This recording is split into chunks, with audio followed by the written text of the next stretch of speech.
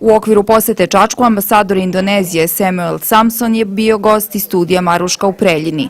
Samson je tom prilikom istakao da je nakon ekonomskog kraha 1997. godine Indonezija počela da jača zahvaljujući ženama koje su otvarale male radionice i bavile se proizvodnjom odeće, torbi i pripremanjem hrane. Sektor kreativne ekonomije se i danas razvija i predstavlja jedan od 5 najjačih stubova ekonomije Indonezije. Departemen ekonomi kreativ. U Indoneziji sada je Ministarstvo turizma dodalo još jedan sektor, sad se zove Ministarstvo turizma i kreativne ekonomije Indonezije. To znači da je to zaista sada jedan od najjačih stubova ekonomije u našoj zemlji. A to je upravo toga, ne bismo mi nikada mogli da tako nešto i doživimo, da nismo doživjeli i taj ekonomski krah. I upravo zbog toga ono što sada jeste Indonezija, a to je da pripadamo među 16 najrazvijenijih ekonomskih zemalja u svetu, je upravo zahvaljujući ženama, deci, mladoj generaciji.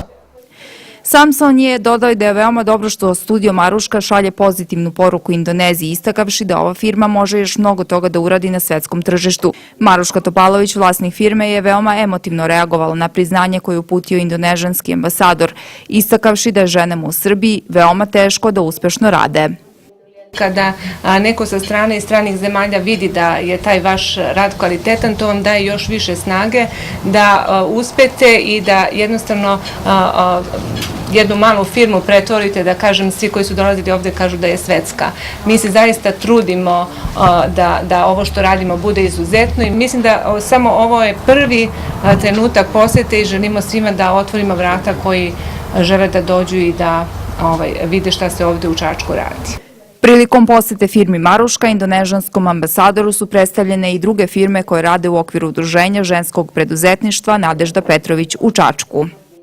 Meni je stvarno zadovoljstvo što danas možemo da predstavimo, pored proizvoda, preduzeća Maruška i ostale proizvode koje su kod članica udruženja poslovnih Nadežda Petrović i što možemo ispred ovog udruženja da dočekamo i pozdravljamo ovakve delegacije, jer ovo nije prvi ambasador koji je došao u udruženje Nadežda Petrović i nadamo se da će udruženje imati i u budućem nekom periodu šta da pokaže.